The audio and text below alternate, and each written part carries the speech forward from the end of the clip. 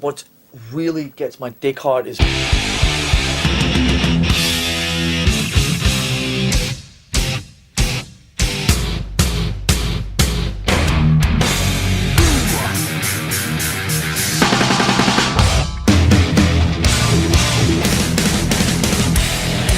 So fucking what?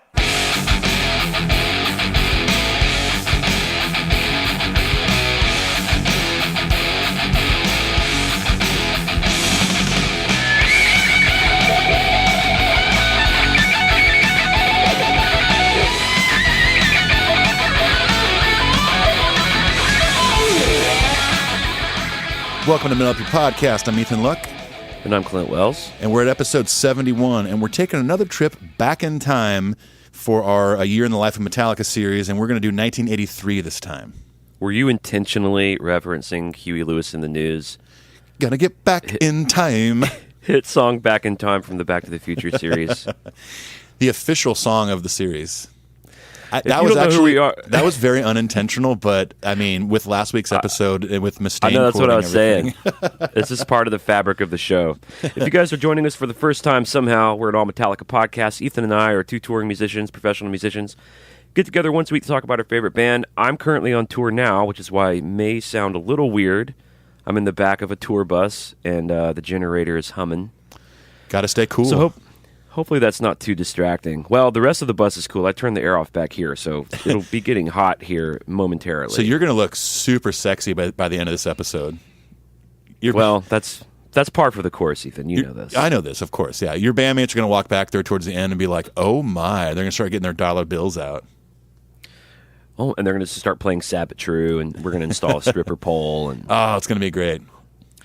Speaking of being on tour, so I've been out this week with Rodney Atkins, this country dude I play with, and I've been able to hang out with several listeners of the show. Yeah, very cool. So I wanted to say hi and thanks to Kate Cotton and her friend Lindsay. They came out the first night. Nick Makoviak, our friend and patron, and the artist who supplied us our wonderful Cover Our World Blackened artwork. He's also doing the Lunar Satan artwork. He came out in Jersey. Meg Clay and her friend Nicole came out.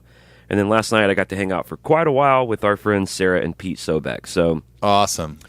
It's been a fun week hanging out with my Metallica nerd friends. Yeah, totally, man. I mean, yeah, you hit that Northeast area pretty hard. And speaking of, I think I've mentioned this on the show before, but I'm going to be out next month in May with a reggae band called Morgan Heritage playing an acoustic guitar because it's an acoustic tour. But we're also, I don't have the dates in front of me, but I'll put it up on our socials when it gets closer. But I will also be in the New Jersey and New York area. So fun, dude. You got to say hi to everybody. Yeah, man. Ja. Bless up.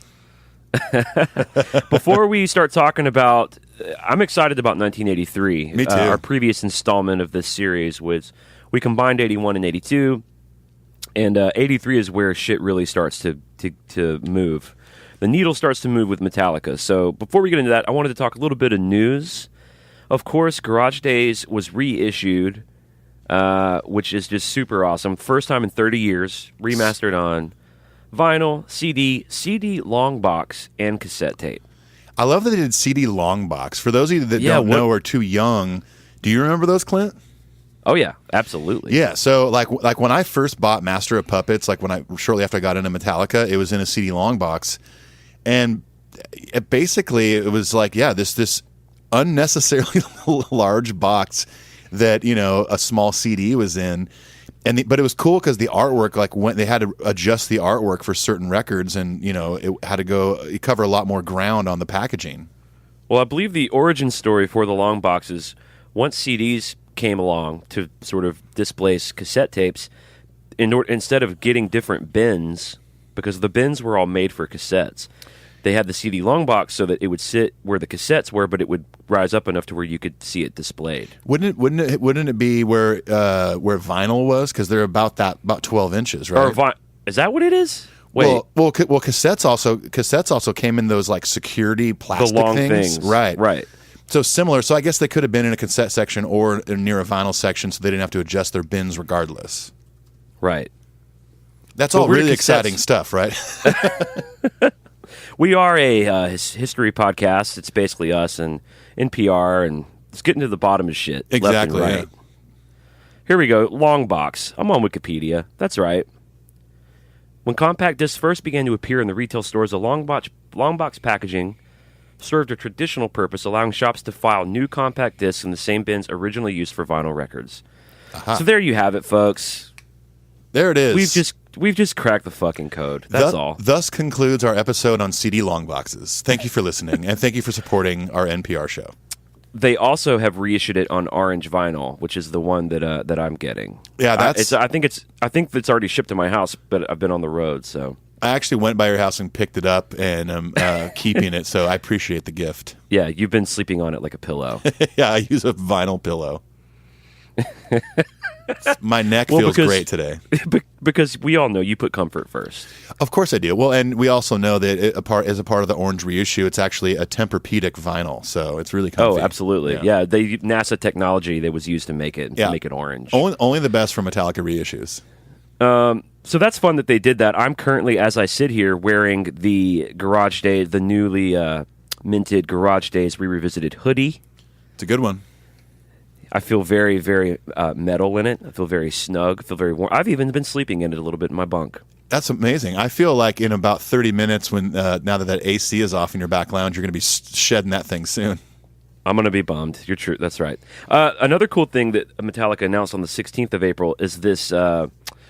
The May 23rd, Metallica has deemed Metallica Day of Service, and it's all through their All Within My Hands food bank stuff that they do, where they're encouraging their fans to volunteer at the local food banks in the cities they played on the stadium tour last year. Yeah. They have a little commercial for it. Let's just hear the clip real quick. Yeah, let's do it. Hey everyone, I am Lars. And I am Robert. And we are one half of Metallica, and we are here to encourage you to join us on May 23rd for a Metallica Day of Service. To volunteer at local food banks in cities we played in on the 2017 stadium tour. Register now at Metallica.com or allwithinmyhands.org to volunteer at a food bank in your community. All registered fans will receive a special All Within My Hands t-shirt when they check in to their local food bank on May 23rd. If you're not available that day or do not see a food bank listing on the site in your neighborhood, visit feedingamerica.org to find a community food bank that's very close to where you are. Please do. Thank you. I love it, man. If you register at the website, then you get this sort of special commemorative shirt. I mean, how cool is it that these dudes have been our heroes our whole lives, and they just continue to inspire us to use their platform to help people in need. It makes me proud to be a fan. Of course. And I really hope that after the next U.S. leg of shows, they do one for Nashville, because it'd be really fun for you and I and a bunch of listeners that live here to meet up and go help out in the community. And, absolutely. Obviously, money would go to the All Within My Hands Foundation. Absolutely. So we want to encourage you all to go check that out. If you're in a city where you can go help, let's all make Metallica proud and join them and help some folks. Agreed. Another cool thing that's been going down is old Jimmy James Hett Sr. has got a badass new guitar that he has called Carl. Oh, yeah. You want to hear? Let's hear from James about this new cool guitar he's got. Yeah, that's awesome. I want to talk about this one for a second. It's named Carl, right? Right? It's named it Carl. Carl, say hi to Carl. Carl for Carlson Boulevard. We have a huge room, so there was such a big space that I thought, what would be cool? Really fucking rock star like. Let's take the garage from Carlson and put it in this room. Just put it there. I mean, we have everything else. We got Doris's head. We got, Ride the Lightning banner. We've got all this stuff, historical stuff. Let's get the garage and take it apart and put it back together in here. And it never came to fruition. It was kind of stupid and whatever. And come to find out that they later tore down the garage. So I was bummed. We went to Carlson. Wasn't too long ago. They were super kind. Set up the place, all that. Man, the story behind that thing is pretty amazing. Like because we had about 500,000 people email us about this thing. Yes, we did. And of course, we watched the video, and at first it was kind of like, okay, like aesthetically, I don't like. I wouldn't play a guitar like that. But then, you don't really think about it.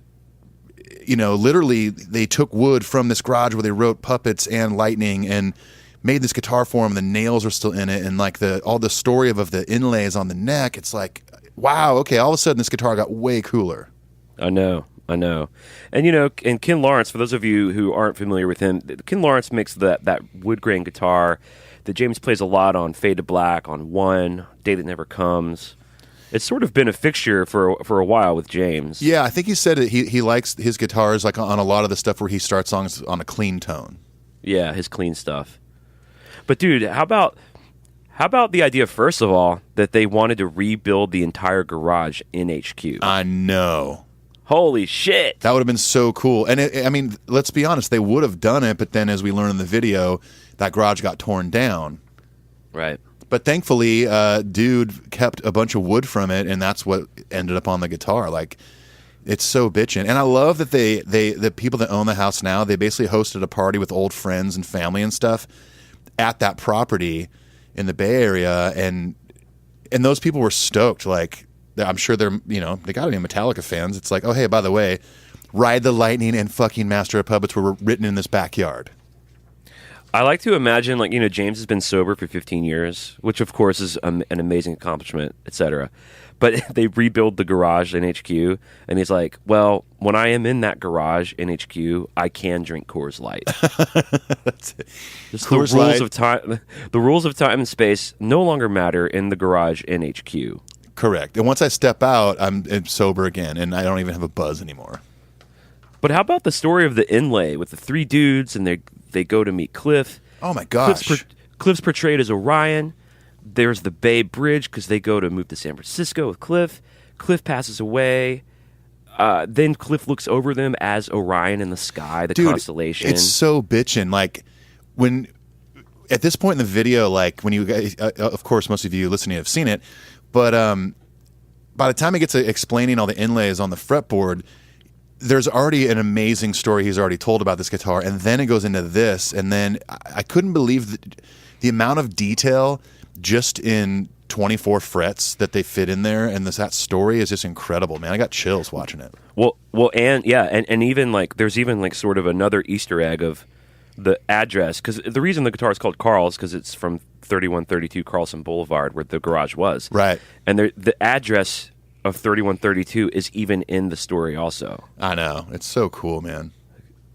Man, let's give it up for Ken Lawrence, dude. Hey, Ken Lawrence, everybody. Good Come job, on. Ken. Jeez.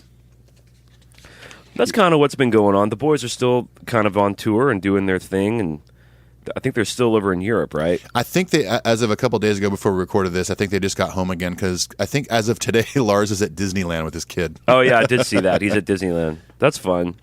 Of course it's fun. It's Disneyland. We have this thing called Patreon. If you've been on the ride with us, you know what it is. It's a way for you to donate to the show. You're going to hear a little bit more about it next week, but we give all sorts of incentives for becoming patrons. At the very bottom line, we give you a shout out on the show because we want to say thank you. We got 5 or 6 this week, so I'll mention the first 3. You mentioned the last 3, okay? Sounds good. I'm really sorry, Nazi. I'm going to butcher your last name. Nazi Eldergami, Andrew Belly, and Dylan McIntyre. We also have Forrest Smith, Alan Fidel, Philadelphia. That's kind of a tough one. Philadelphia. Alan Philadelphia. Yeah. Let's just make it easier and call it Philadelphia. Exactly. Okay. And the last one is New Jersey. I'm just kidding. Treat Clement. Thank you guys so much for your patronage. We got some pretty exciting stuff cooking for the Patreons. We can't really talk about it yet, but just know that there's exciting shit. Yeah, it's top happening secret, over man. there. That's Come follow us on all the socials. We're all there. We've been doing a lot of these Instagram live things where we sort of just hang out with listeners, and we really talk anything. Talk Metallica. I don't know if you saw this, Ethan, but I did a session at home. Yeah, I saw the other day, it. a guitar session, and I kind of did the Instagram live, and people got to see me do a guitar session and kind of what that's like. That was pretty fun. That's awesome, man. That's very cool. Yeah, and I think that's a cool thing for whether you're a musician or not, for your fans to check in on. It's like, this is what our daily life is. Who knows? One day soon, I might do an Instagram live video when I start driving for Lyft. Well, laugh all you want. Yeah. That's actually not a joke. Well, That's what it's like. Sometimes people ask us, what's it like being a musician? Should I pursue it? And the answer really is no. Well, here's the deal. If you're asking if you should pursue it, you probably shouldn't, because I had no choice. I was doomed. I sure as hell wasn't asking anybody if I should do it. If you know, you know. Yeah. And if you're smart enough to be weighing options and seeking counsel, then no, don't do it. It is a roller coaster ride, to say the least. And it's nothing but ups and downs. There's not many artists out there where it's an up their entire career. When it's good, it's awesome. When it's bad, it's really bad. Yeah, it's just tough. It's tough, but it's worth it. Yeah, it's worth it. So go for it. Yeah, do it. So you know what? Do it. You know what? Or don't do it. I don't care. No, you know what? You should not do it. You have a lot of options. Do it. Don't do it. Think about doing it. Think about not doing it. And then don't do it. And then, by all means, for the love of Satan, don't do it. But do it. Now, here's what you should do: is mosey on over to Clickety Clack Clack iTunes, and leave us a positive review. It really helps. Here's the deal: there's like 1 million Metallica podcasts now. Yep. I don't know how it happened. I don't know what's going on. There's 1 million. But a million people have decided to start a goddamn Metallica podcast. And when the good folks like you are looking, like, I want to listen to a Metallica podcast, and all 1 million of them pop up, what you're going to do before you decide which one to jump on is you're going to look at those reviews, and you're going to see that ours has so many, and you're going to go, oh, it's probably pretty good. Probably. That's how it helps us. So if you're so inclined, if you like the show, go leave the review. Really helps. We really appreciate it. We'll give you a hug and a kiss sometime when we see you. At a certain point, yeah.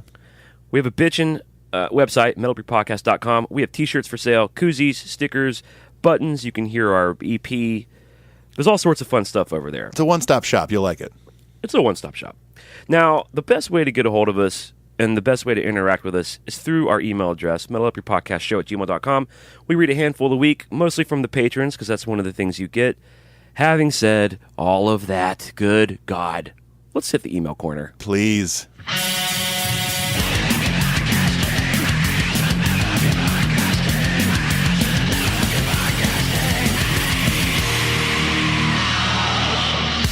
All right. Our first email is from our longtime friend and listener, Mr. Kevin Van Dam. He says, excellent episode on the Covers EP. What you may or may not realize is that when you discuss music like you did on this episode, you are providing the layman like myself the language and frames of reference to think about music from a different angle. For that, I can't thank you and Brandon at Metallicast as well for exploring all these avenues in a fun, accessible way. Keep it up. Well, thank you, Kevin. That's a very nice thing to say, man, and you're welcome. Well, he's right. Like, sometimes you can really help turn someone on to something by helping them listen to it. And I don't mean that in a condescending way. No, agreed. It's like, I do this with Kiss a lot, Like, Kiss is one of those bands where if it didn't really happen to you as a kid, it's probably not going to happen to you. Right. But I've had some friends be like, dude, I respect you. You're one, I respect your opinion on music, and you love Kiss. Help me out here. And then I can sort of, because I understand the problem. But then I can sort of curate maybe a 10-song thing, talk them through it. This is what the band was going through. This is what this song did for the band.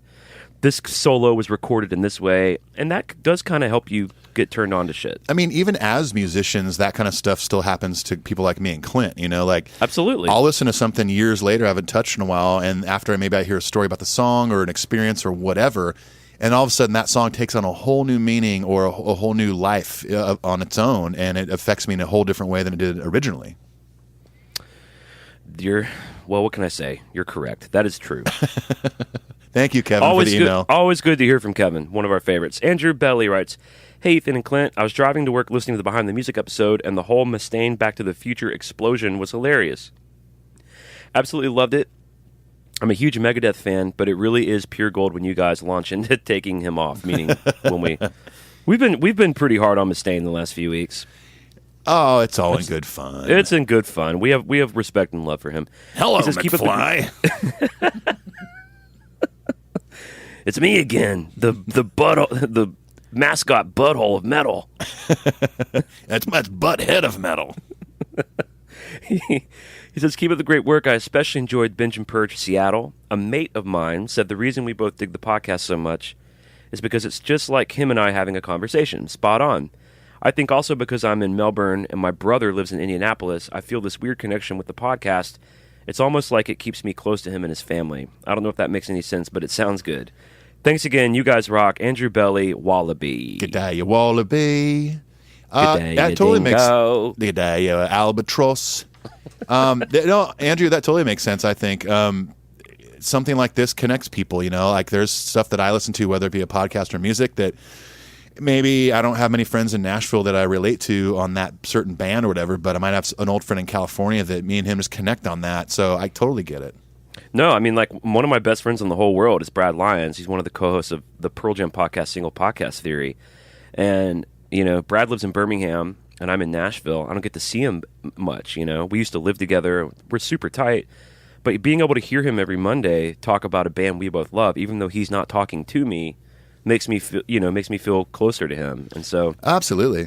Hey, I totally get it. Speaking of Single Podcast Theory, quick little tangent. I was at my local watering hole I love called Red Door yesterday for a little bit. And oh, you were there again? Of course. Yeah, I'm surprised. Weird, huh? Anyways, as I was leaving, this dude, it was in all Predators gear because it was a game day yesterday, and I had my Pred shirt on. I was like, hey, a nice shirt, blah, blah, blah. And the guy goes, hey, man, love the podcast. And I was like, oh, which one? He's like, oh, Metal Up Your Podcast, man, I love it. I was like, no way. And then and I was like, thanks, dude. And what's the deal? What, he just recognized you? He just knew who I was. Yeah, it was awesome. It was like being I was in a band again. It's all happening. It's happening. It's all happening. We're getting recognized. I hope you've heard that term before, recognized. I swear to God, Ethan, as I sit here cooking like a goddamn meatloaf in this back lounge, I've never heard that before. Oh, please use it. It's a fun one. Recognized. Especially when you call someone else out, like, dude, you totally got recognized.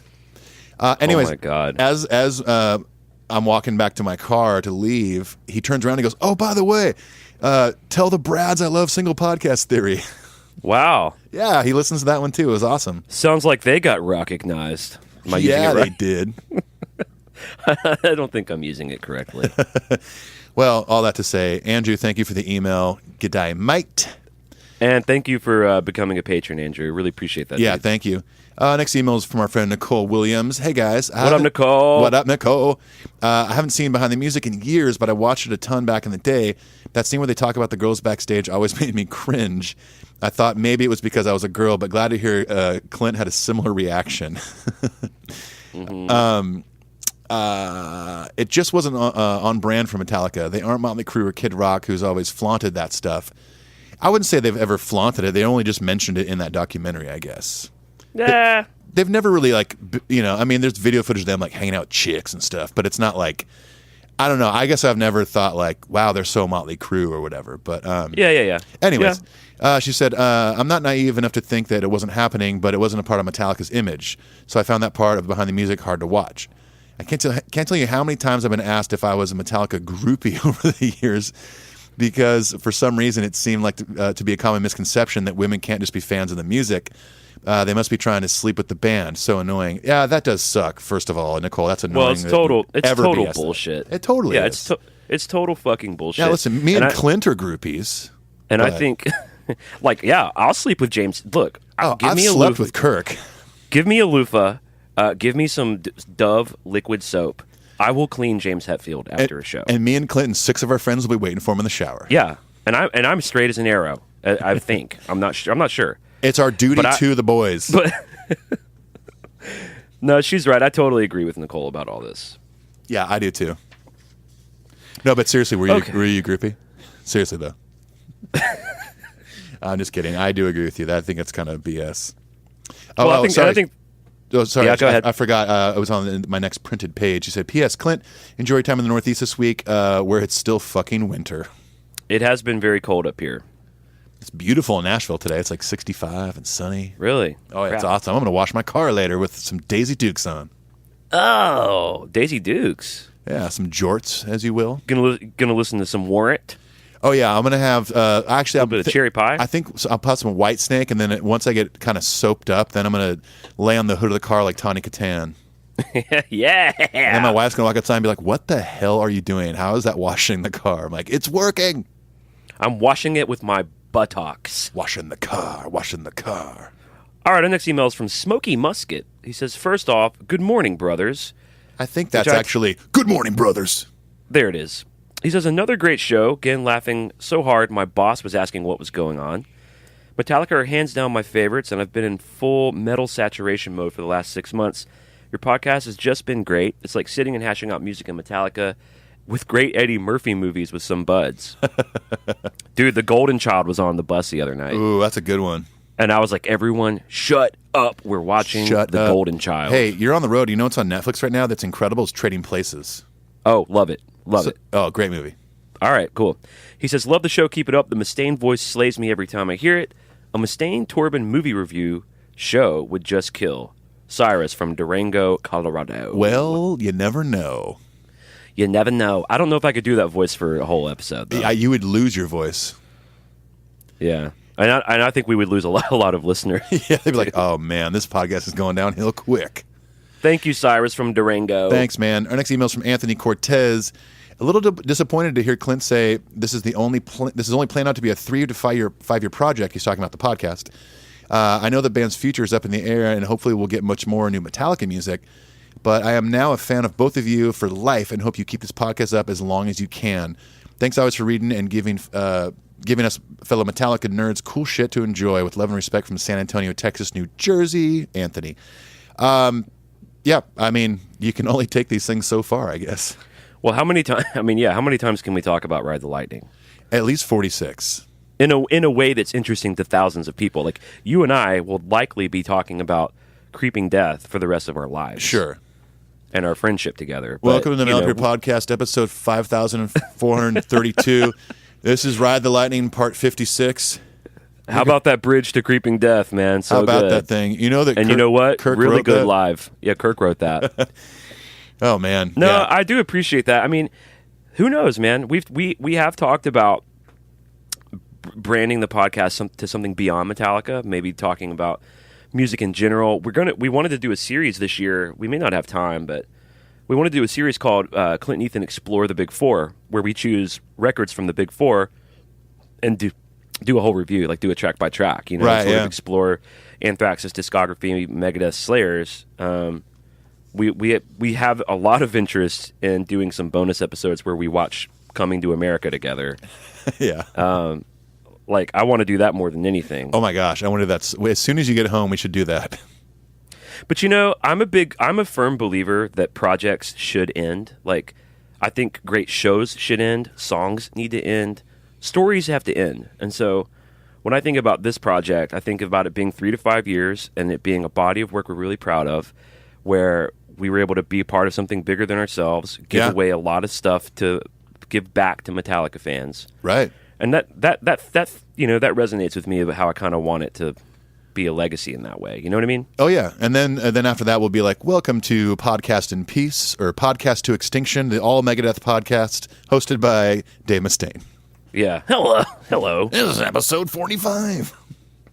We do appreciate the sentiment, though, Anthony. Yeah, thank you, Anthony. Alan Philadelphia, who, as we all heard earlier, became a patron, writes, "Hi, guys. I was excited to see a revisited episode pop up in my podcast feed, and at first I thought it was about Color Our World Blackened. There's this new YouTube project by a guy named MetFan Mike, where he's trading Metallica memorabilia with other Metallica fans all over the world, and the idea is once he gets that region of the world, he colors it black on the map. And so he wants to literally color the world blackened." Well, if you want to color Tennessee blackened, you can trade something with me and Clint. We already got it in the pipeline. He reached out to me, and we are going to be a part of the Color Our World Blackened campaign for Tennessee. So anyway, he has a YouTube channel if you guys want to follow that. It looks pretty bitchin'. So anyway, Alan is saying he thought it might be that. He says, I've never been a big fan of Metallica covers because I've always thought nobody's going to do it better than Metallica, so what's the point? But I found your take on the songs interesting because you weren't just copying them, but taking inspiration and lyrics from them to do your own thing. So I decided to become a patron, thank you, and get myself a copy of the EP. He says, the next morning I was listening on my way to work when your version of Fixer came on. I consider James as singing another musical instrument in the song, so even though I sing along whenever I'm listening to Metallica, I don't always focus on the lyrics very much. Your version gave me a chance to really hear and connect to the words to the song for the first time. Next thing I know, my eyes were welling up and I was wiping away tears. Oh, buddy. He says, note, I am a 6'2", 200-pound bearded Canadian male and not prone to having emotional breakdowns in my car. He says, I listened to the song again later in the day to see if it was just the morning sun in my eyes that had affected me earlier. And although I didn't cry this time, the song did make the hairs on my arms stand up. So thank you for opening me up to an even deeper part of the Metallica experience. Sincerely, Alan from Regina, Saskatchewan, New Jersey, Canada. Most people don't know this, but Canadian tears are actually maple syrup. Yeah, you can just put them right on a waffle. Yeah, if you're sad one morning, just cry over your waffle, and you'll be ready to eat. Remember that Flight of the Conchords song when he's like, I'm not crying, it's just been raining on my face? I think they're going on tour or something, bringing that back. Let's hear a little bit of that tune. Let's insert a clip here. Let's do it. I'm not crying. I'm not crying. It's just been raining on my face. And if you think you see some tear tracks down my cheeks, please, please, don't tell my names. I'm not crying. No, I'm not crying.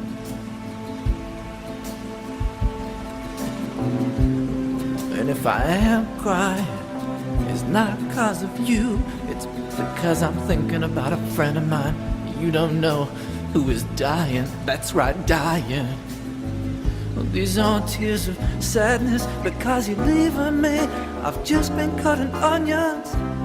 I'm making a lasagna for one. Man, those dudes are top notch. You know they write all that. They're great writers. Oh yeah, absolutely. Hey, Alan, thank you for writing in and letting us know that you were moved by the EP, and thank you for being willing to admit that you have feelings too. As a 6'2" bearded Canadian. All right. Next email. We got a few more. A few more, and we'll get into the episode. Next email is from Brandon Horton. He says, great job on the EP. You both put a different and interesting spin on the songs. Clint, I'm digging the Lunar Satan tracks. Your solo on Set the Witch on Fire again is killer. The first time I heard it, I felt some Blackened solo influence in there. Great job. Looking forward to the next track. I've also started the podcast over from episode 1. I'm having a blast getting things I missed the first time. Also hearing some great stuff again. The church giggles. Keep up the great work. Take care, Brandon. Thanks, man. Nice. That's very kind words. Thanks, Brandon. Glad you're digging Lunar Satan, too. That means a lot to me. Danny Taylor writes, dudes, both episodes this week were cool listens. One thing I really appreciate as a bass player about the EP is that both of you on your songs chose not to play the bass like a guitar. The bass on these jams really is tasteful and serves the music. Usually when I hear someone go on about how they wrote and were in control of the whole project, I can tell when their main thing is vocals or guitar or whatever. We get none of that with these songs. And I still dig how well they all feel as well as how they sound. He says, sorry, Ethan, the only gripe I have is on Sanitarium, and it's me, not you. When I'm singing along Sanitarium to your Sanitarium. He says, I immediately laugh as I hear my singer friends getting on the background singers about when I sing this, you don't sing that. He says, the singer from my main gig says that's why he doesn't share the mic with people from the crowd anymore. Anyway, keep rocking, dudes. Danny Taylor. Thank you, Danny. I get it. I mean, I think that's kind of a way I sing a lot. Sometimes I think the tone of my voice sounds better to maybe change something phonetically a little bit. But I totally get it. Yeah, I technically should have sang Sanitarium because that's the word. But, hey, man, listen. It's my cover, man. And guess what? It is you, not me. And I have not mentioned this in quite a long time, but let's talk a little bit about pizza and flavors and toppings. Let's open that fridge back up. Let's see what's going on in the fridge. Now listen, we all have our different flavors. We all like different kinds of pizza. But here's the most important thing. We all like pizza. Pizza. Give me pizza. Art Bell passed away. Yeah. You ever a Coast to Coast fan? I haven't listened to it in a long time, but I used to listen to it on tour in the middle of the night while you're driving coast to coast. That's the jam. That Coast to Coast has kept me from crashing a van so many times because you're just tired. You're trying to stay up.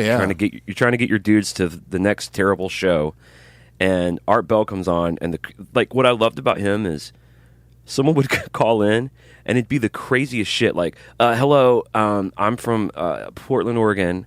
and aliens captured me last night and rubbed peanut butter all over my butt.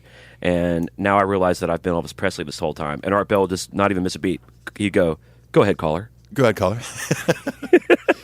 Oh, he's so good, man. He was just so into it, man. He was so pure. Anyway, I don't know why I brought that up. I don't know either, but hey, why not? Maybe someone who hasn't listened to Coast, maybe they can find the archives now and take a listen. All right, our last email. One more email. This is from Ryan Inderleid.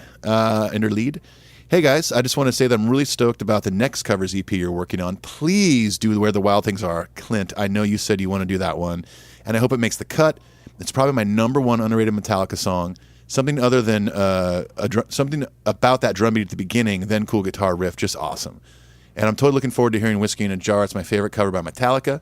Ethan, I would love to hear your take on Metal Militia or the Four Horsemen. You killed it on Sanitarium, and with a completely different spin on it. I'd love to hear you put your spin on these songs too. Keep the crazy train going, guys. Oh, we will. We're gonna keep it wacky here. Oh, we will. Keep it nutty. We will. Oh, we will. We will. We'll do that. Me, Clint, and all of our nutty friends listening. Thanks, Ryan. And that, ladies and gentlemen, was the emails. Boom.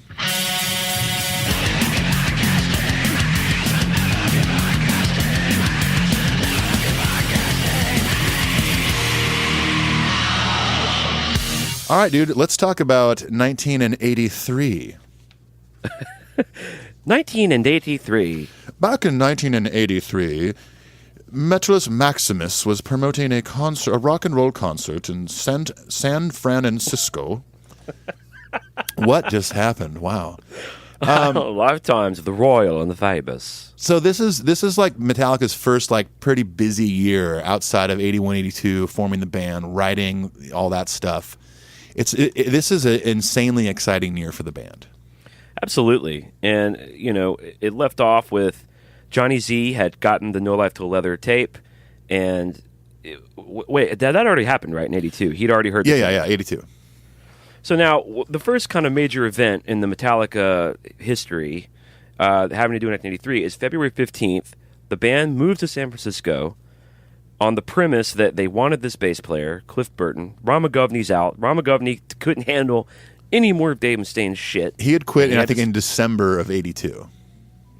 So they see Trauma play in L.A. They're courting Cliff. Cliff says, look, I dig you guys. I want to be in your band, but you got to move to San Francisco.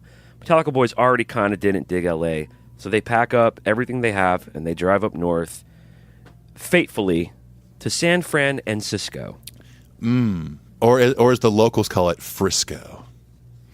And what I'm guessing is, because they played a show March 5th, their first show with Cliff, and I'm guessing that they spent, the next 20 days rehearsing. Oh, yeah, for sure. And, I mean, I'd imagine, by the time they moved to San Francisco, Cliff's probably already learning songs on his own and things like that. But, I mean, yeah, you don't have much time between when they moved there to Cliff's first show. And so, he was probably rehearsing with the dudes, getting the songs down. But this, and you know how it goes too. Like, you can sit in your room and learn a tune, but until you're in a room with some people, that's when you really know if it's magic. And I like to think of, them finally getting in that room and playing Whiplash or something. Oh yeah, and just being like, oh, this is our dude. He's the guy. Yeah, we're glad we moved here, Cliff. Thank you, Cliff. So what's cool about this very first show? There's some really cool stuff that happened at the show. First of all, the show was called The Night of the Banging Head, and the opening acts were Exodus and Laz Rocket. It sounds like I'm saying Laz. Laz Rocket. Laz Rocket and Kirk's old band Exodus, or actually technically Kirk's current band at the time. Yep, that's right. And also, this night was the live debut of Anesthesia. Awesome. God, which I guess he was kind of playing that in Trauma, right? Yeah, he was. But the live debut of him and Metallica, he plays this for the first time. I mean, the people at that show were probably like, what in the hell is this bass player? This is amazing.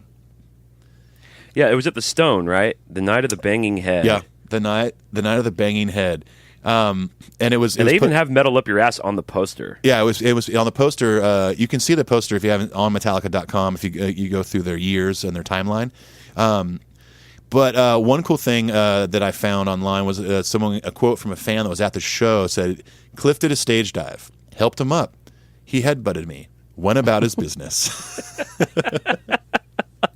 I'm reading that exactly how it's written, like a period after each thing. Because people, if you go to Metallica's website and look at like old shows and tour dates, people can comment. Yeah, that's all it says. Cliff did a stage dive, period. Helped him up, period.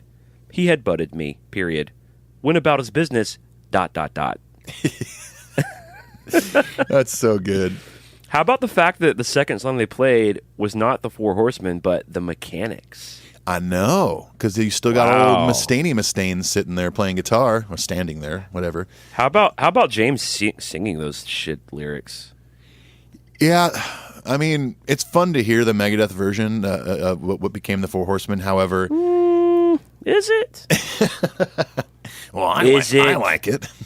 Do you? Do you, Dave? Does it? I mean, for me, I guess as a Megadeth fan, it is fun to hear. But I mean, hands down, obviously, I prefer the Four Horsemen. Yeah. I think I know a lot of our listeners are big Megadeth fans. I know that, but I think we can all agree we all prefer the Four Horsemen. And honestly, for those riffs, the shared riffs of those two songs, man, the Mechanics is just way too damn fast. It's like, you know, it's more Megadeth-y, but it's like, come on, those riffs like sing better on their own when they're slower. Right. Yeah. But it's not thrash metal when it's not. It has to be fast. Yeah. Look, my mom let me sign on to her AOL 3.0 tonight, and I'm here on the forums to say it's not fast enough. It has to be faster. I'm on dial-up, so it's going to take 6 days to send this message, but let me know when you receive it. You'll get it in 2018. March 16th, they record the demos for Whiplash and No Remorse at KUSF Studios. And this is notable as it is the only recording to feature the Hetfield, Ulrich, Burton, Mustaine lineup. Yeah, that's crazy because, you know, a lot of people think that Cliff Burton... yeah. A lot of people think that Cliff Burton was on No Life Till Leather. He was not. That was Ron McGovney. He was just credited on the cassette. Right. I mean, they believe that with good reason. He was credited for it. Right. I thought that until I found out the truth. I know. Well, did the truth set you free, as we've been told our whole lives would happen? Oh, I'm as free as a country song. Oh, boy. You're hitting close to home with me. Ooh, sorry. Too soon. Moving on to April 1st, Kirk Hammett is called to join the band. So they've decided that they're going to kick Dave out. And they've already sort of gotten the ball rolling to replace him, right? Oh, yeah. They don't actually fire Dave until the 11th. Right. So there's about 11 days here that the boys probably knew before they even got to the East Coast. This is happening. I don't know if the thing that always confused me is like, did it really take a freaking U-Haul drive from San Francisco to New York to finally decide? Absolutely. They'd never traveled with this motherfucker before. You know how that is. Yeah, that's true, I guess. The longest they'd ever traveled with him was up to San Francisco. And what's crazy is that when they got up there, didn't Dave like stay at Cliff's grandmother's house? He didn't even stay with them. Like, I don't even think they ever really liked him.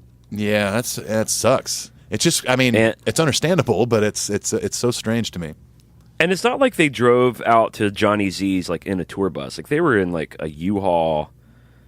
I mean, that's just a cross-country drive. You learn a lot about yourself and your travel mates. Oh, yeah. Under that type of duress. Absolutely. And I could totally see them being like, I mean, who knows? Maybe it was like he was just kind of annoying and shit. And maybe there was just like one night where he got into a fight with James or something. And James was like, this motherfucker is out of here. Yeah, done.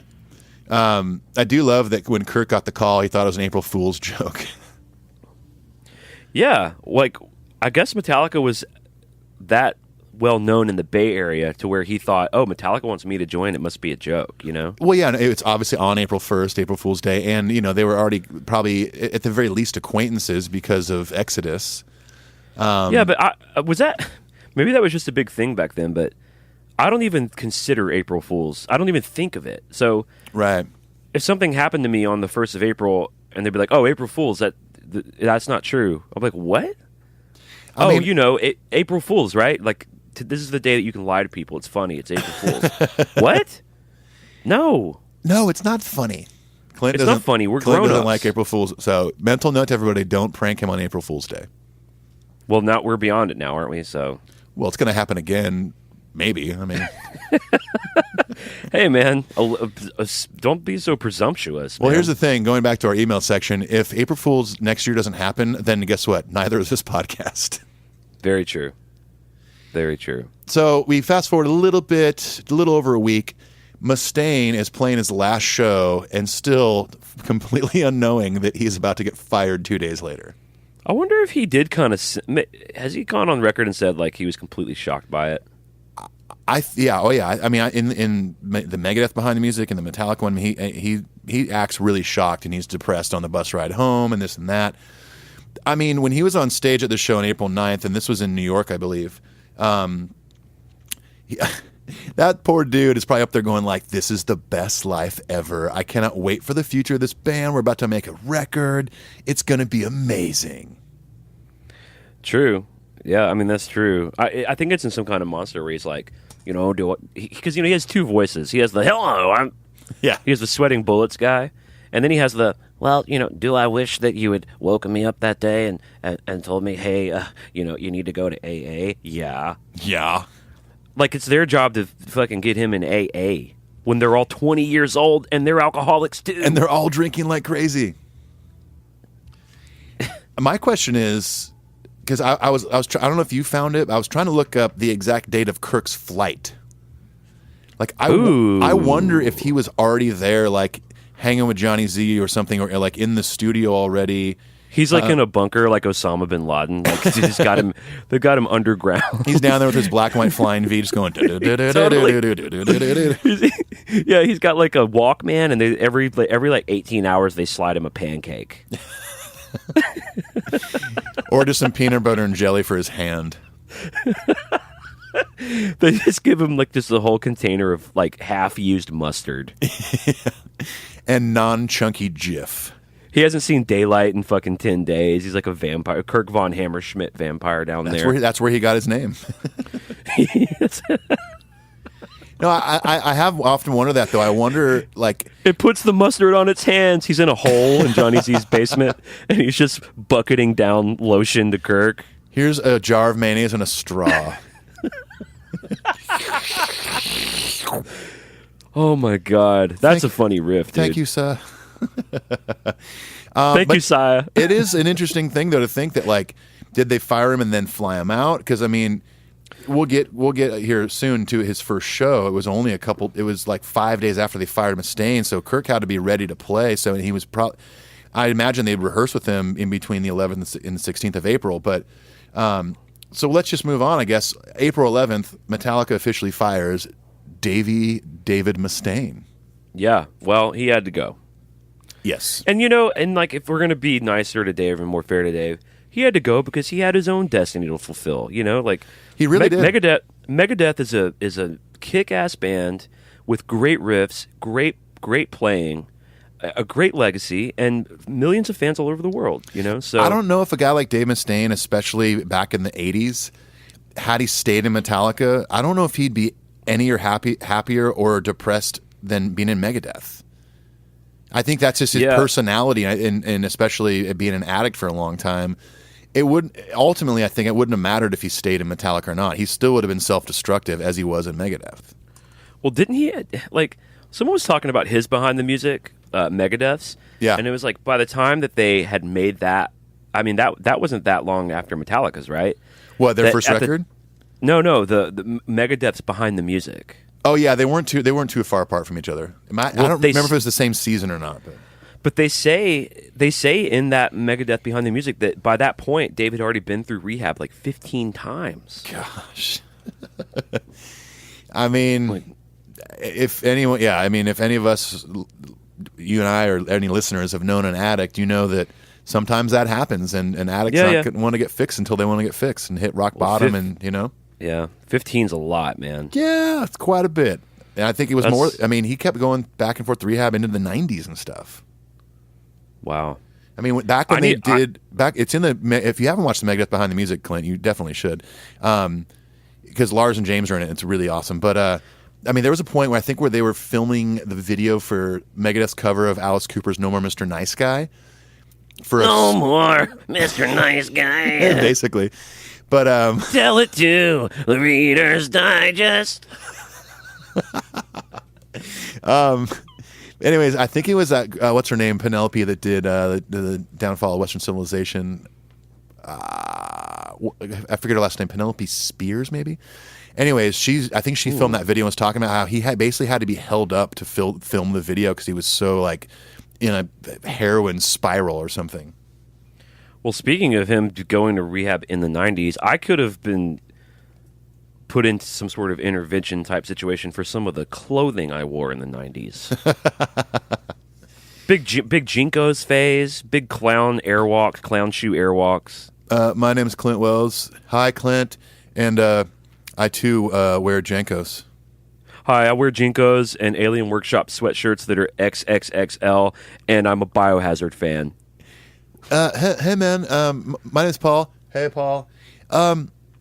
So you wore that and you're not a skater? Nope, I even had a skateboard and wasn't a skater. You just had it just in case. It's kind of like when you go to a dude's house and it's like, oh, cool, man, you play guitar? He's like, no. Yeah, I had an Alien Workshop skateboard. Why? Why? Well, we should have been friends. I would have taught you how to skate. So we got Kirk's first show, which, I'm guessing he did a good job and ripped it because now the lineup is in place, at least through 1986. We got them all together. All the elements are together. They're there. It's like Voltron forming. By May 3rd, they signed with Megaforce, of course, Johnny Z's label, Johnny Z and Marcia. And then they released Kill 'Em All a few months later. And we all know they wanted to call it Metal Up Your Ass. The phrase Metal Up Your Ass is featured on many of these initial posters for their shows up in the New England area. They were worried that there would be censorship issues and that certain retailers wouldn't carry it, so they changed it to Kill 'Em All. I prefer the title Kill 'Em All. Yeah, I think so too. I think it's a good title. I love the cover. I mean, that cover is iconic. Oh, very iconic. Are you kidding me? The hammer, the blood, the hand. It's great. And kind of, I guess, backtracking a tad bit because we're kind of talking about the record right now, but May 10th is when the Kill 'Em All recording sessions began.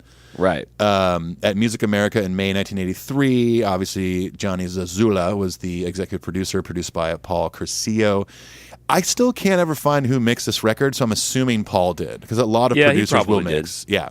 Here's an interesting fact that I kind of just went through and did the ever so complicated math on, was that at this point Cliff had only played 9 shows and Kirk had only played 5 by the time they started recording this record. That's insane. Yeah. They were just ready to rock, man. Which it makes all the more sense that like he basically just played Mustaine solos on the record because he didn't have any time to write any. I still contend to you that he didn't play the whole solos. He played like first 16 bars. Yeah, but that's still quite a few bars. I mean, if you go listen to No Laugh Till Leather, like which I don't want to. I really don't want to. But then go listen to Kill 'Em All. It's like he pulled a lot from what Dave wrote, and justifiably Dave was pissed, but whatever, man, that's the biz. Well, Dave Mustaine, like famously in some guitar magazine, was like in 1985. I'm gonna try to find it. The old snarky dickhead Mustaine was like, "Yeah, funny how Kirk Hammett won Guitar Player of the Year after playing the lead breaks from all of my solos on Kill 'Em All."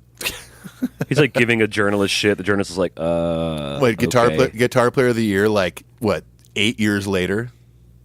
Well, this is in 85. Oh, is that when he won it? Kirk won it, but they're interviewing Dave for like whatever their first stupid record is. And of course, what's Dave talking about? Not his work, but Metallica, because he's obsessed with it. Yeah, he still is, man.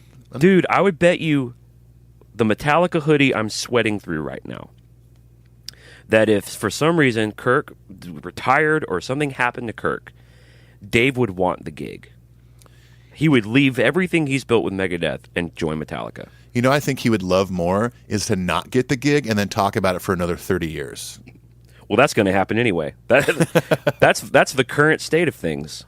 I know we're kind of beating a dead horse with this, but it really bums me out because Dave is a true like monster talent in the metal world and an innovator and has written some of the most unique riffs in metal.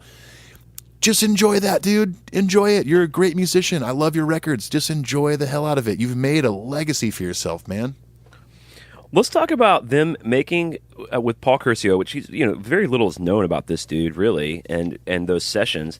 But what we do know is they talk about, obviously they were super green. All they'd ever really done before that is made about 700,000 demos in Ron McGovney's garage. Right, yeah.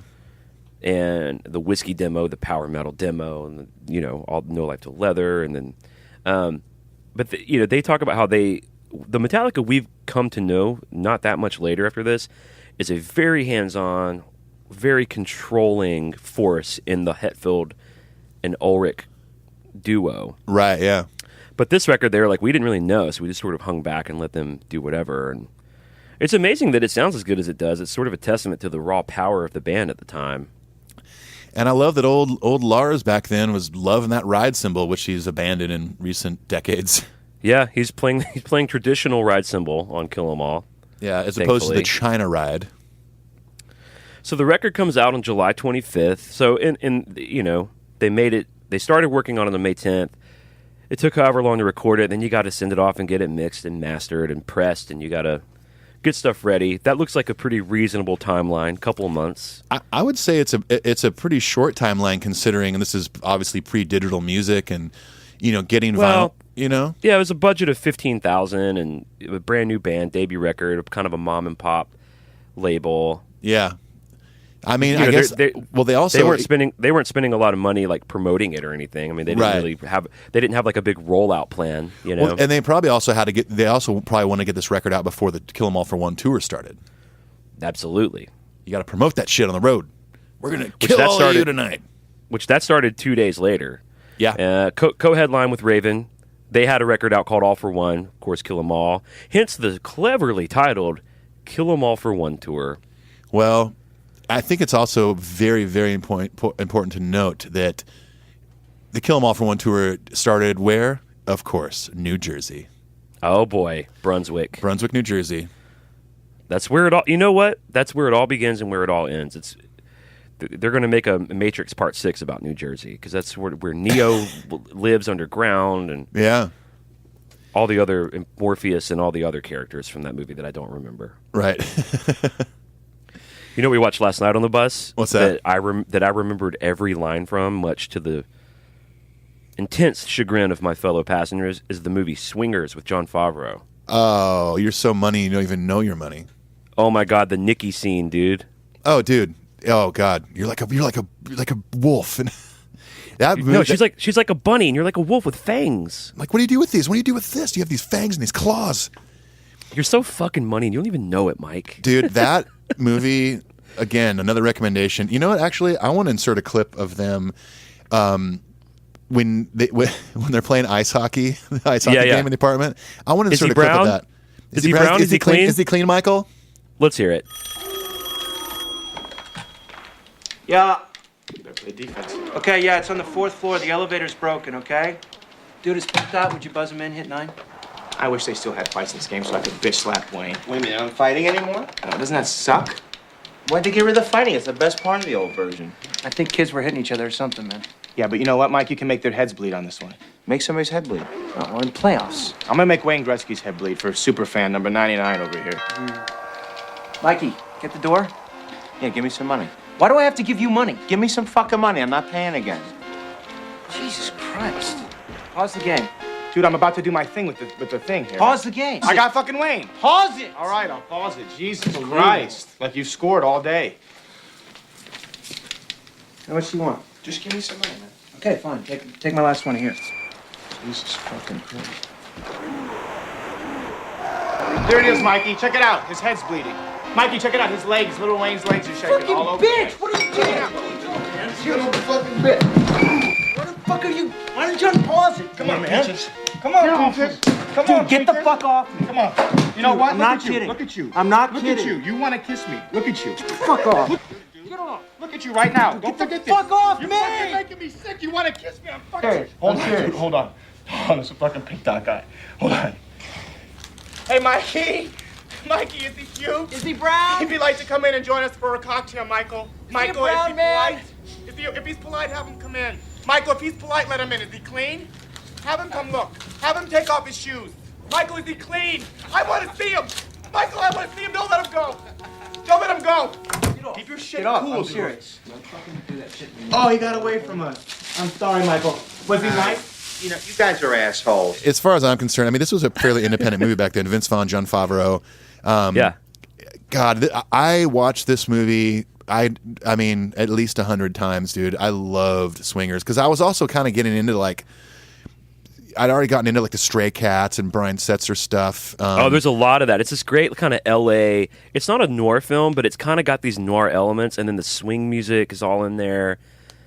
Well, I mean, that got obviously huge in the mid to late '90s with like Brian Setzer Orchestra and stuff, and Cherry Big Pop Bad, and Daddies, Zoot Suit Riot. Yeah, Big Bad Voodoo Daddy is in the movie. Right. It's so cool. If you haven't seen it, that's a great one. And the one they made together after that called Made, if you haven't seen that, is so awesome. Amazing. One of my favorite lines in that whole movie is the guy goes, "Are you strapped?" And he goes, "Am I what?" He goes, "Are you strapped?" He goes, "It means are you carrying a gun?" He's like, "I know what it means." Yeah, I know what it means. I like when they're trying to get into the club, and Dustin Diamond, who played Screech, like they won't let him into this club, and Dustin Diamond just walks in VIP, and he's like, "Man, you're gonna let Screech in the fucking club?" He's like, "Yes, I'm gonna let Screech in the club." You know? Vince Vaughn plays such a good, he's so annoying in the best way. But I love that in Swingers he's kind of a hero, right? And Jon Favreau is a fuck up. But in Made, Vince Vaughn is just a total clown. Oh my gosh, who can't get it together. Oh, it's great. All right. Meanwhile, back to 1983 with Metallica. So they go on that tour. Now that tour, that was their first real tour. It was 32 cities? 32 cities. Yeah. It went on until September 3rd, 1983. As you know, touring, I mean, I remember my first real tour, man, it was like 52 days, 39 shows, and it was just gone for 8 weeks just doing the whole country. Oh, yeah. Man, this is my first time in almost every major city in the country, and that's some eye-opening shit. It really is. And usually if you're, at least in my experience, when you're like a brand new band, you go on your first tour, I think ours was like 6 weeks, and we're doing like 6 shows a week. Right. It was grueling, but it was one of the best times of my life. But because it's like you're a newer band and stuff, you're not always hitting these major cities, which I noticed on the tour dates for this tour. There's a lot of, I mean, B, C, D, E, F markets, if you will. Like Tyler, Texas, some town in Oklahoma I've never heard of, things like that. Like it was really, when you know Metallica now, you're like, wait, they played Tyler, Texas? I know Tyler's a bigger city now, but back then it probably wasn't. So it was interesting to see how many small little places they played. Well, and for those of you who maybe don't know a little bit about the sort of the politics and the engineering of a tour, is so you have your management who they sort of oversee your whole deal. Right. They help you make a record. They help you fire a guy. I mean, Johnny Z was the one who gave them $1,000 to even get out to New York. Yeah. They help you make deals and sign contracts. Now, one of the things they do is they say, hey, we've got this band. They need to go on tour. There's a whole separate side of music that's a booking agency. And there are some kind of the big ones that sort of run. It's like Ticketmaster. You know, there's William Morris, and there's CAA. Now, when you're Johnny Z and you're running a record label out of your house in New Jersey, they probably didn't have the reach of a William Morris. Oh, no. But what they needed to do is get these motherfuckers out on the road so they could sell records and sell T-shirts and build exposure. So they probably had to do some equivalent mom and pop type booking agency who really only knew promoters or had deals with venues in B and C and D markets. Right, exactly. So the idea is you go to those markets, you build a fan base, and then the next time around you can sell more tickets, and then the next time around, hopefully, you can have a bigger dog like CAA or William Morris help you book a better tour in A markets at better venues, blah blah blah, etc. Exactly. That's a good way of describing it, Clint. Great job. It's so hot back here, dude. I told you. Are you glistening right now? I'm just getting hot. Yeah. It's no big deal. We're almost done. Tell me more. Monty Moore. What is that? I have no idea. Tell me more. Oh, I was thinking of tell me more, Grease. Wow, I like your Grease voice. That's kind of like the East Coast. Yeah, it totally was. Was it love at first sight? It's like East Coast pop punk. Oh yeah. My mom won't let me go to the mall. Oh, yeah. Parents just don't understand, Dad. Yeah. I'm going to color your face black and Dad. Because Blink-182 told me to. To begin whipping Dance of the Dead, Dad. Sorry. We're not even in the same room and I can't hold a straight face. I can't What, do you think you're something? You think you're holier than thou, Dad? What do you know about the struggle within, Dad? You have no idea, Dad. And listen, don't take it out on my sister, Sweet Amber. Listen, you don't know what it's like to go to school every day, twisting, turning through the never, Dad. That's a great one. I could seriously sit here and do this mini kid into Metallica songs yelling at his dad. Oh my gosh. Seriously, for the rest of the day. Oh, yeah. Listen, Dad, this is the end of Passion Play. Son, I'm your source of self-destruction. I'm madly in anger with you, Mom. Friggin' butthole. Stab your back so you... Don't even get me started on you, Grandma. Your Christmas presents suck. Yeah, I don't want clothes anymore. God dang it. I want a Nintendo. I want a Nintendo and Metallica cassettes. Or CDs and long boxes. Yeah. Give me Garage Days Revisited or seriously, frick off. Frick off. I remember just like sort of like dipping the toe in the water of profanity as a kid. You're like, can I really say this? You know, even with your friends privately, you're like, can we say this? I had friends that like I went to church with that would like replace, curse words with whatever else. And I had a friend, I kid you not, that replaced the word fuck with fire truck. I'm not kidding. Oh, dude, I was known in the playground. What the fire truck?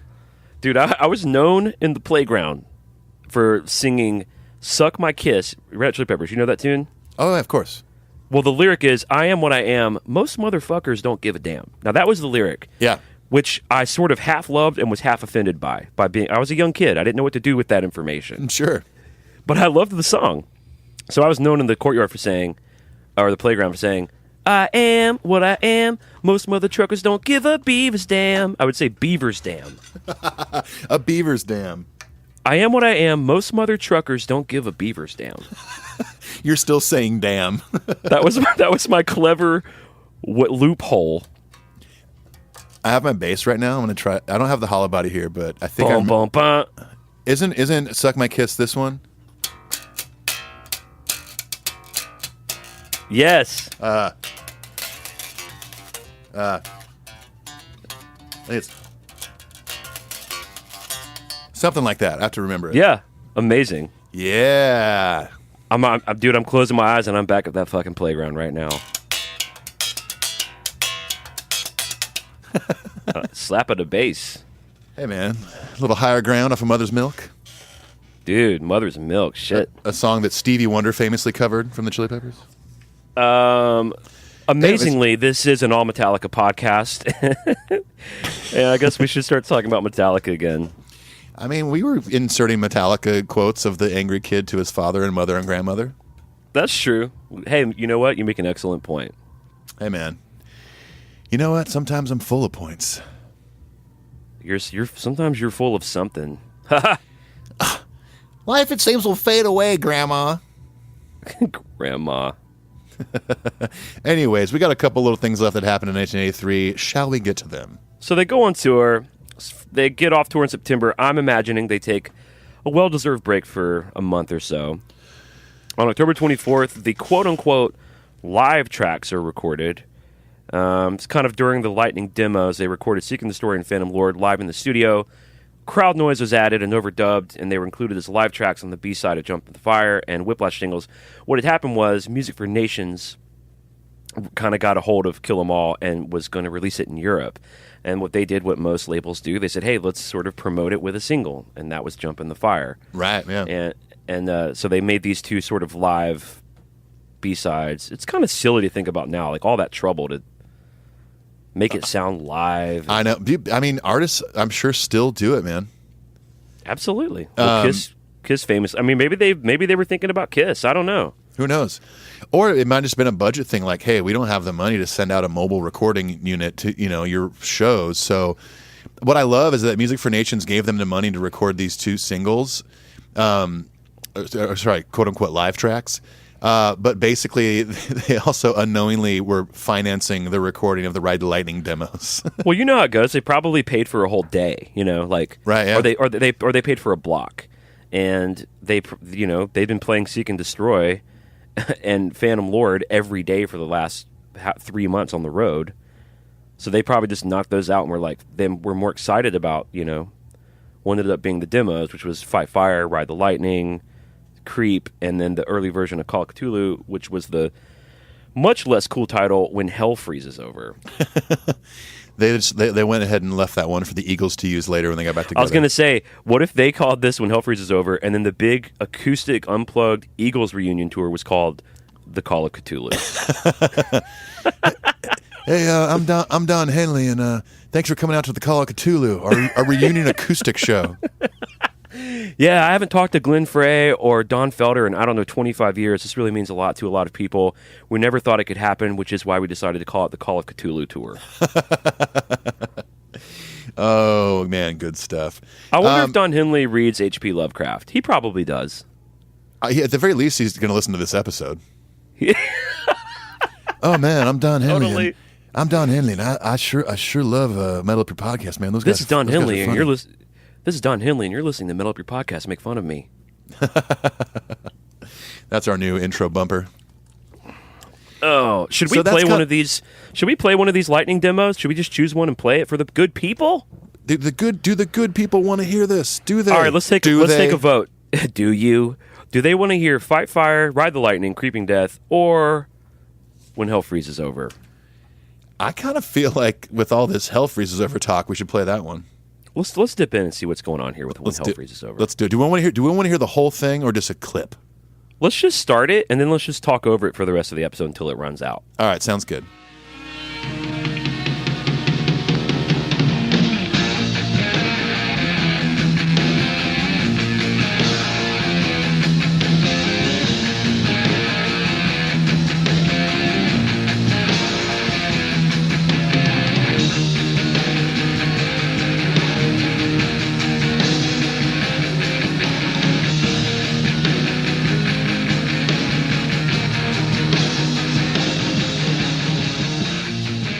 So nothing really notable in November and December, I guess. Yeah, I mean, I'd imagine they just kind of kept at it with like writing stuff for Lightning because they already had some demos recorded. They obviously have been writing stuff on the road, maybe on that break after the tour. So they're kind of gearing up. Plus, those 2 singles didn't come out until early '84. The Jump in the Fire one and stuff. But so yeah, they're gearing up to do that. There was also more touring happening into the next year. But as far as the end of the year goes, yeah, man. I mean, I'm guessing they're just gearing up for more touring to record the next record because obviously they did that next year in the middle of a tour and stuff. So that's my best guess. Yeah.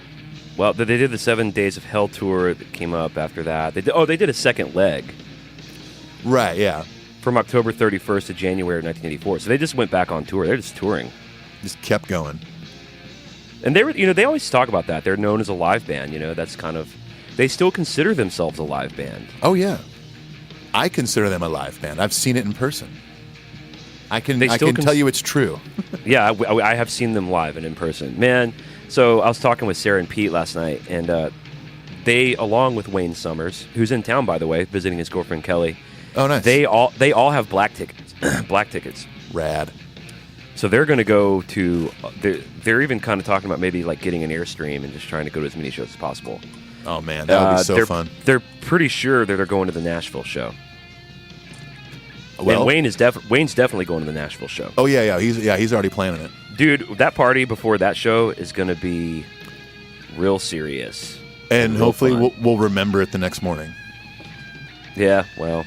It's gonna be a good time, man. I mean, like we said before, I mean, we're rarely on the road in January, so chances are looking really good for us to do a party before the Nashville show.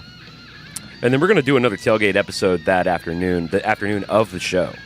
Right, yeah. So that'll be fun. We'll have Sarah, and we'll have whoever wants to kind of come hang out and talk Metallica with us on there, and we'll be giving out swag and shit. It'll be fun. Oh, yeah. It'll be a blast. What should we say here at the end? Well, usually we say peace and adios. Do we want to say other stuff, though? I don't know. I'm just having a good time hanging out with Clint over the phone. I know. I miss you, man. I miss you, too. I miss you, dude. You're the best. Well, here's the deal. We really do love and appreciate all of you who listen every week. We're all sort of building this really fun community of Metallica fans that makes me really proud to do it, makes me proud to do this work. Those of you guys have a good pulse on. This is hard to do. It's hard to organize all this, especially when we're traveling on the road. So hearing from you guys every week, people who write into us at metalupyourpodcast@gmail.com, telling us their stories and how the music that we've made or us talking about Metallica has made them feel like they're a part of something bigger and they don't have anyone to talk to about it. It makes it all worth it. You have us. So we're really grateful for that. Go leave that iTunes review. I got Go something. check out. Hey, sorry to interrupt you, man, but I think I got something we can mention that we didn't at the beginning, which kind of shocks me. It's not set in stone yet, and we'll have much more details for you in the near future. But Clint and I are going to start this thing. It's going to be a donation-based thing, and we're going to raise money to buy one lucky fan a hardwired experience. That's right. So, yeah, there's a lot of stuff in the works for that. We're gonna try to work with CID and with the All Within My Hands Foundation, but we want to give away a hardwired experience to a fan this year. Yeah. So we'll have details to come for that, but that's going to be really cool. It's going to be very cool because there's plenty of time for us to kind of raise this money and really help someone out in need that maybe can't afford to buy one of those things or has maybe never seen the band before. And really, for those of you who don't know what that is, so at every show, Metallica has 12 slots for what's called the Hardwired Experience. It's $2,500, but you get 2 tickets, you get early access, you get a special lithograph signed by the band, you get access to the Memory Remains Museum, the Spit Out the Bone buffet, and you get to hang out and meet the band, including James Hetfield. What? You get one-on-ones with the band, and you get a picture taken with the band members. You can have 2 things signed, and so we had this idea that we want to, preferably give it to someone who's never met the band. Maybe, I would like to give it to a kid. Yeah, that'd be great. And it'd just be a great way to sort of take this community. I mean, we have thousands and thousands of listeners and a lot of very generous, cool fans of the show, and we just thought this would just be yet another cool way to give back to the Metallica community, to do something fun, and to help somebody out and give someone a life-changing experience. I agree. I totally agree. I can't wait to do it, man. So we'll have more details on how to get involved with that. You also get to wash James too in that experience. Yeah, that's one of the perks. Yeah, totally. Well, we appreciate you guys listening. I didn't mean to cut off Clint earlier. Obviously, I wanted to mention that. There's going to be more details about this little contest we're doing somewhat soon. Yeah, so we appreciate you guys. If you can, go leave us that iTunes review. It only takes a second. It's really helpful. Go to patreon.com, patreon.com/metalupyourpodcast. All sorts of incentives for you to donate. Even just $1 a month to the show really helps us a lot with what we're trying to do. We give away prizes every month. We're not trying to get rich off this shit. We're trying to make it a really special thing for the time that we have here together. So, right, yeah. Until then, let's give these people a break from us. How about that? Let's get out of here. We hope you enjoyed 1983, everybody. All right, peace. Adios. If you were our advisor, what would you say? Then I would say, delete that.